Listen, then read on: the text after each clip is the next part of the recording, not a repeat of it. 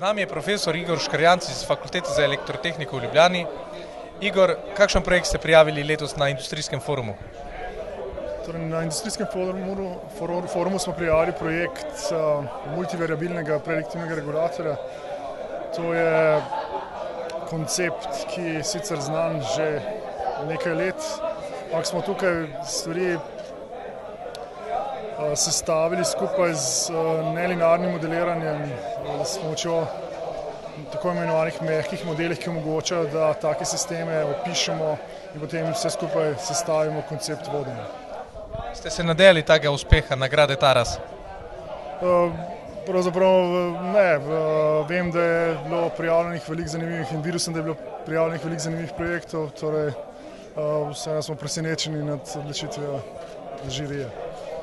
Vam bo tale projekt odprl kakšna nova vrata?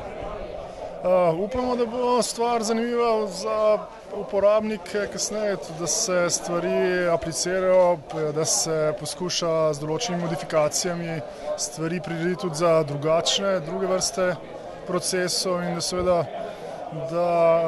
bo stvar zaživela v praksi. Kje vidite največ priložnosti za tole rešitev? Veliko priložnosti vidimo v kemijski industriji pri vodenju raznih šaržnih reaktorjev. Seveda koncept omogoča prilagoditve na različne procese. Torej, stvar je zanimiva povsod tam, kjer so klasični regulatorji nezadostni in je potrebna večja moč oziroma večje sposobnosti samega regulacijskega algoritma. Imate že morebitne načrte nadaljnjega razvoja, kaj je na vaših risalnih deskah danes? Pogovarjamo se s podjetjem in da te stvari poskušamo plasirati naprej, da poskušamo določene stvari razviti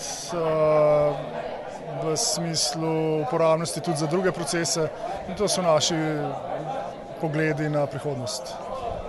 Najlepša hvala za odgovore in uspešno delo še naprej.